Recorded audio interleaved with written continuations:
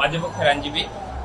খুবই আলোচিত মামলা পল্লবী থানা 1/3/2026 মামলায় আপনারা জানেন যে বিজ্ঞ আদালত নাট্য অভিনেতা আলবিকে ইতিমধ্যেই সিডব্লিউএমএল জেল হাজতে প্রেরণের নির্দেশ দিয়েছে এবং আমাদের বাদী এজাহার পাশাপাশি এই মামলার যে ইনভেস্টিগেশন অফিসার আইও আছে, এটা সুষ্ঠু তদন্তের স্বার্থে এবং এই যে নির্মম হত্যাকাণ্ড, এই হত্যাকাণ্ডের রহস্য উদ্ঘাটনের জন্য 10 দিনের রিমান্ড চেয়েছে। আজকে রিমান্ড ফরওয়ার্ডিং দিয়েছে আয়ু সাহেব। তারই প্রেক্ষিতে বিজ্ঞ আদালত আগামী বুধবার অর্থাৎ 24/6/2026 তারিখে এটা আসামির উপস্থিতিতে শুনানির জন্য রেখেছে।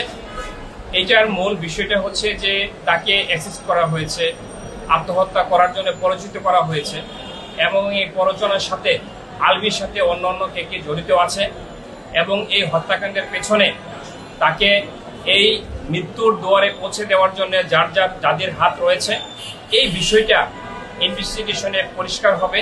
এই কারণেই মূলত রিমান্ড চেয়েছে। এবং এই যে আলবির বিগত শুনানির সময় আমরা বলেছি যে বারবার সে আমাদের যে ভিকটিম ডিসিসকে বলেছে তুই মরে যা, তুই মরে গেলে আমার কিছু যায় আসে না, তুই মরস না কেন, এরকম কথাবার্তা কারণে সে এই বিষয়টা নিতে পারে নাই। সে না নিতে পারার কারণে একটা পুত্র সন্তান থাকার পরেও সে বাধ্য হয়েছে সুসাইড করতে।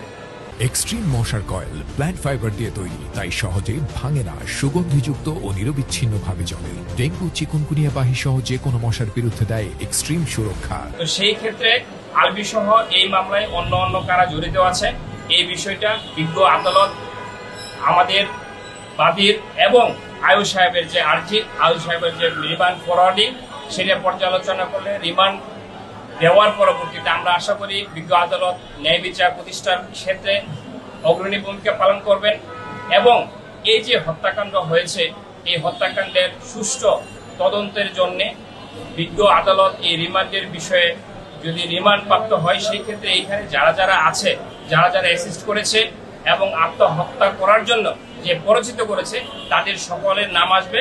সুষ্ঠু তদন্তের মাধ্যমে একটা সর্বোচ্চ শাস্তি হবে, এটাই আমাদের দাবি এবং আমাদের প্রত্যাশা।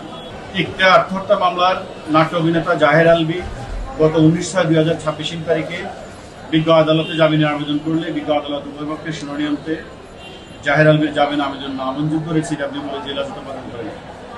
এই মামলাটি সুষ্ঠু তদন্তের স্বার্থে এই মামলার তদন্তকারী কর্মকর্তা জনাব আব্দুল মালেক সাহেব আজকে এই মামলায় আসামিকে জিজ্ঞাসাবাদ করার জন্য 10 দিনের রিমান্ড চেয়ে একটা আবেদন করেন।